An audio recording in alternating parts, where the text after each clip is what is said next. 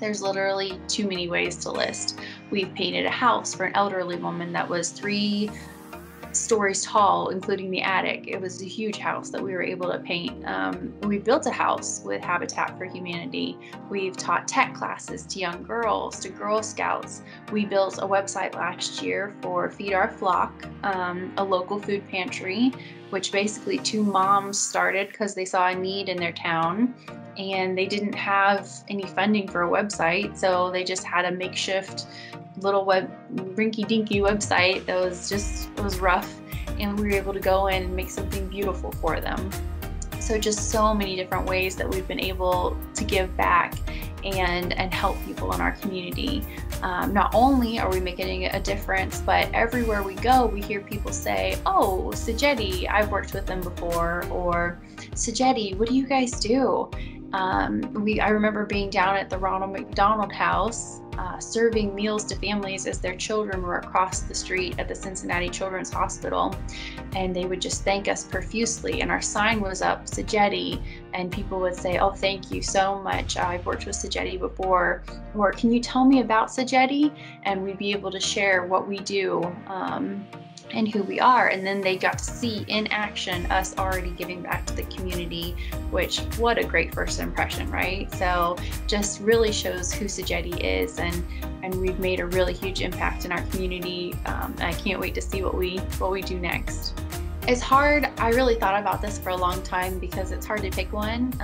During cocktails for conservation at the Cincinnati Zoo, we got to hold animals, which is so much fun for me. And then during February, we do a floral fundraiser, which instead of just asking for donations for our Habitat for Humanity Build Day, we do a floral fundraiser where people will purchase a bouquet of flowers, and then some of those proceeds go towards our Build Day, and I get to go around delivering these flowers, which is so much fun. So again, kind of selfish there, but a lot of fun during those memories. And then I'd have to say the best memory was helping the Maple Knoll Outreach Services for Seniors, because they were able to coordinate days where we helped out. One lady was in her 90s, and she had an octagon-shaped house, which was the coolest thing ever, but her yard was overgrown. It was wild.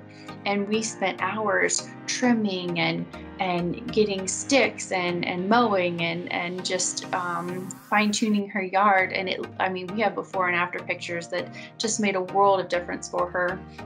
And it did not matter that we didn't win a Summer of Service prize for that event, because she wrote us handwritten individual thank you cards, which meant so much to us, and that meant more than any of the rest of it, right?